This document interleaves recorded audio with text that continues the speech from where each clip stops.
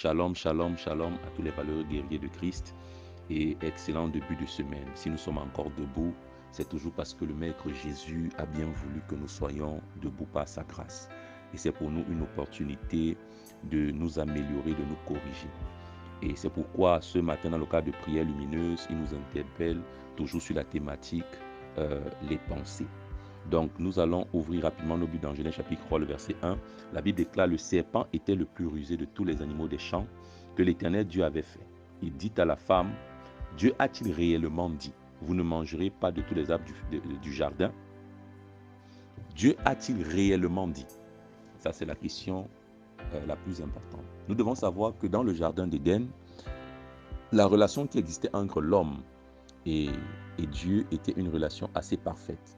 Et l'homme était habitué à écouter la voix de Dieu et il n'y avait aucune confusion qui régnait dans le système de pensée de l'homme jusqu'à ce que Satan s'introduise. Et lorsque Satan arrive, il vient avec une interrogation. Dieu a-t-il réellement dit? Pourquoi? Parce que bien que l'homme ait la capacité de penser par lui-même, il a parfois besoin d'un élément extérieur pour modifier ou pour chambouler totalement son système de pensée. Et lorsque Satan a introduit cette question, l'homme qui réfléchit par lui-même est entré dans la confusion. Lorsque en toi tu as la voix de Dieu et la voix de Satan qui retentit et que la confusion règne, cela veut dire simplement que tu crois plus à la nouvelle voix qui te parle qu'à l'ancienne voix qui t'a parlé. Et aujourd'hui, nous avons plusieurs personnes qui sont dans la confusion.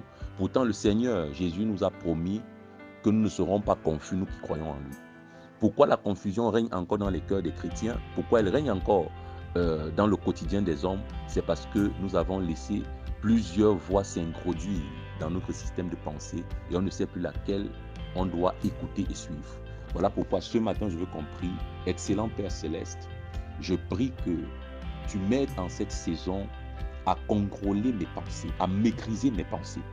Et que, Père éternel, en cette saison, j'ai la capacité surnaturelle à refouler toute pensée de Satan, à refouler toute pensée de ma chair qui veut me plonger dans la confusion concernant ma marche chrétienne, concernant ma vie professionnelle, concernant ma vie conjugale, concernant ma vie académique, concernant ma vie sociale. Je prie en ce jour, Père, que tu me donnes la capacité surnaturelle de pouvoir repousser, refouler ces pensées nocives à mon âme, nocives à ma vie. Je prie également que tu me donnes la capacité de discerner et de m'attacher à ta pensée parce qu'en toi, il n'y a point de confusion.